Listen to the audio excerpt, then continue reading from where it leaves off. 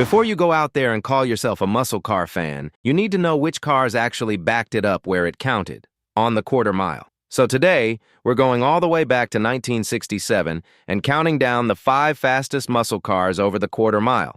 Stick around because number 1 is going to surprise a lot of people. Let's kick things off at number 5. Plymouth Barracuda Formula S 383. 14.53 seconds quarter mile time. Most people don't know this, but the very first pony car ever made was not the Ford Mustang. It was the Plymouth Barracuda. It beat the Mustang to dealerships by just a few weeks back in 1964. But here's the thing. Plymouth never really got the credit for it. The Mustang exploded in popularity, and the Barracuda kind of got lost in the noise. By 1967, Plymouth wasn't going to sit back and take it anymore. They completely redesigned the Barracuda from the ground up, gave it a meaner look, more engine options, and a new purpose, to go toe-to-toe with the Mustang and actually win. The performance version of the Barracuda was called the Formula S, and if you wanted the real weapon, you went straight for the 383 cubic inch Super Commando Big Block V8. That's 6.3 liters of American iron sitting under the hood. On paper, it was rated at 280 horsepower and 400 pound-feet of torque. Now, the 1967 Mustang's top engine, the 390, was rated at 335 horsepower, which sounds like a big advantage on paper. But here's where it gets interesting. When Superstock and Drag Illustrated magazine actually tested the Barracuda Formula S 383 on a real quarter-mile strip in the spring of 1967, it ran a 14.53 seconds at 97 miles per hour. That was quicker than the Mustang with its bigger, more powerful engine. Sometimes the numbers on paper and the numbers on the strip are two completely different things, and this Barracuda proved it.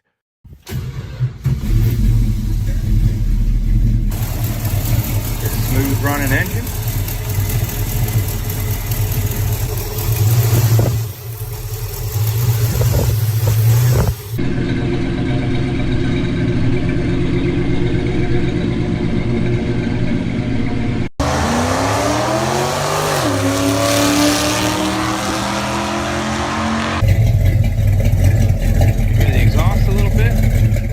Number 4. Pontiac GTO Ram Air 400 HO. 14.09 seconds. If you grew up around muscle cars, you've heard people call the GTO the car that started it all. And there's a real argument to be made for that. Back in 1964, Pontiac basically invented the muscle car formula. Take a mid-size car, drop in a massive engine, and sell it to young people who want to go fast without spending a fortune. It worked. The GTO was the king of the street. By 1967, the GTO was entering its last year before a full redesign. So Pontiac kept the outside mostly the same but made some serious moves under the hood. They retired the old 389 cubic inch engine and bored it out to a full 400 cubic inches.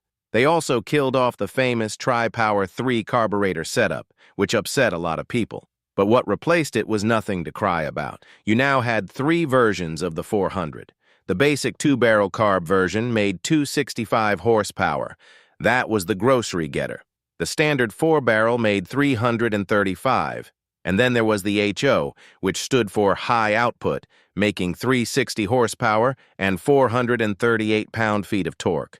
Pair that HO engine with the Ram Air package, which basically forced cold outside air straight into the engine for better breathing and more power, and you had something seriously mean. Hot Rod magazine tested this exact combination and recorded a quarter-mile time of 14.09 seconds at 101 miles per hour. A solid jump over the Barracuda and a reminder that the GTO still had real teeth.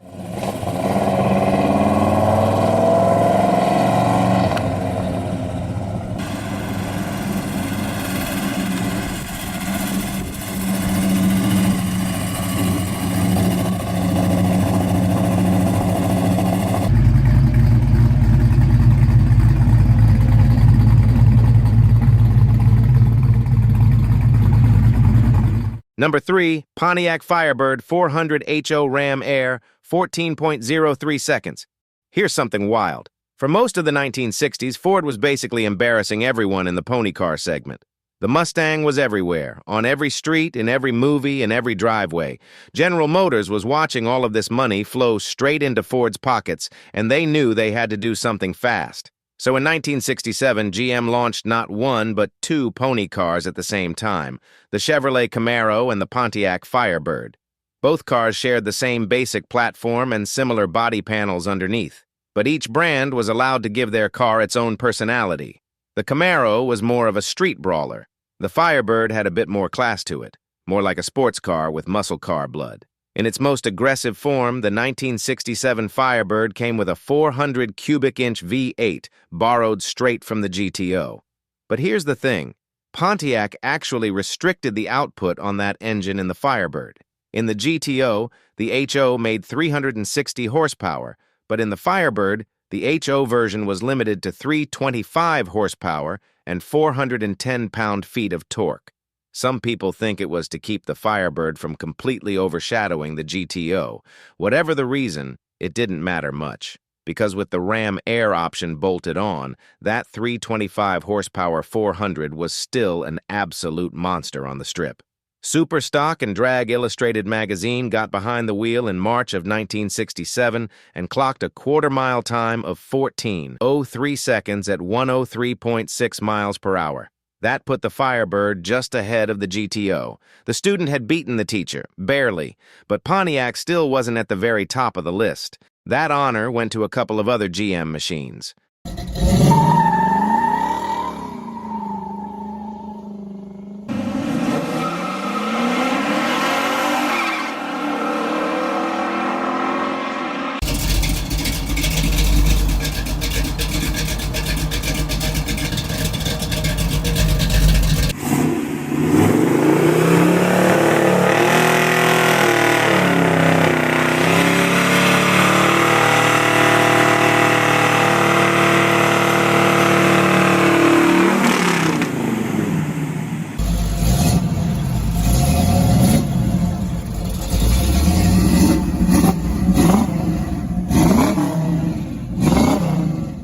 Number 2, Oldsmobile 442W30, 13.92 seconds.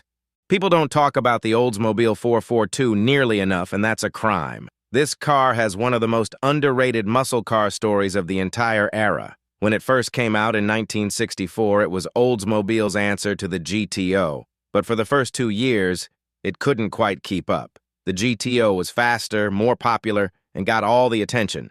Then 1966 happened. Olds added the W30 package, a collection of high-performance parts, including special heads, a hotter cam, and an outside air induction system that sucked cold air in through the front bumper. And just like that, the 442 beat the GTO and took the title of the quickest muscle car of that year over the quarter mile. By 1967, a full redesign was coming for 1968, so the car itself was mostly unchanged from the year before. One notable change, though. The 442 package could now only be ordered on the Cutlass Supreme body, which gave it a slightly more premium feel. But the real story was still under the hood. The 400 cubic inch rocket with the W30 package was officially rated at 360 horsepower. But here's where it gets funny. Almost everyone who drove it thought that number was completely made up. The real output was almost certainly higher. Some experts have argued it was well over 400 horsepower in real-world conditions. The factory intentionally underrated it, probably to keep insurance companies from going crazy on their customers.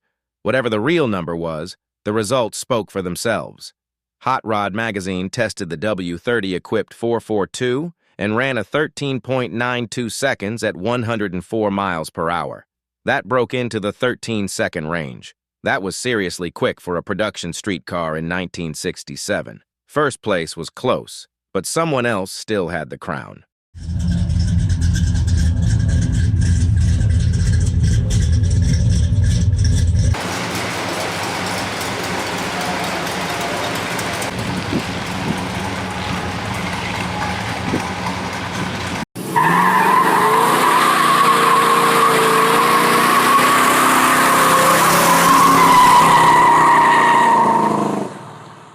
Number 1, Dodge Coronet RT and Plymouth Belvedere GTX with the 426 HEMI mid-13 second. There's no other way to say this. The 426 HEMI engine is one of the most legendary pieces of machinery ever bolted into an American car. Full stop.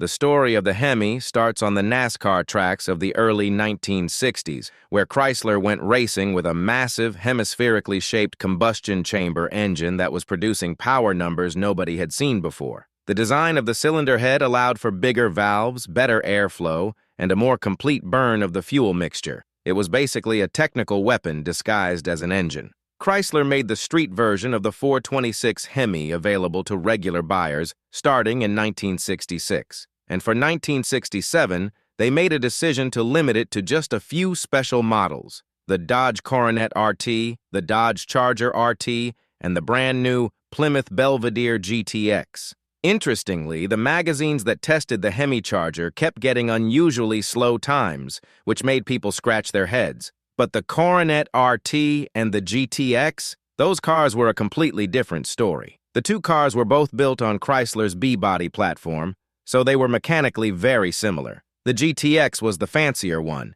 It came loaded with more premium features as standard, sort of like the gentleman's muscle car. The Coronet RT was a little rawer, a little more street fighter, but both could be ordered with the 426 HEMI, which was the most expensive engine option you could buy at the time. People paid serious money for it, and they got serious results back. The HEMI produced 425 horsepower and 490 pound-feet of torque. That torque number is the one that really tells the story. This engine didn't just rev high and scream, it hit hard right from the bottom and kept pushing all the way through.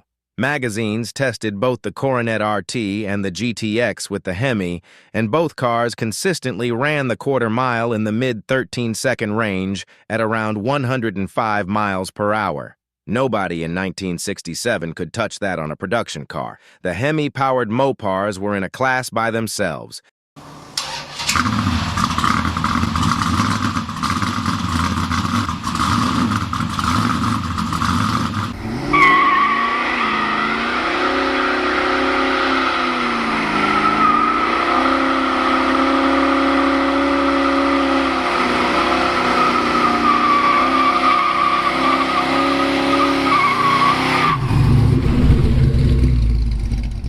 The next video on your screen right now is one you seriously don't want to skip.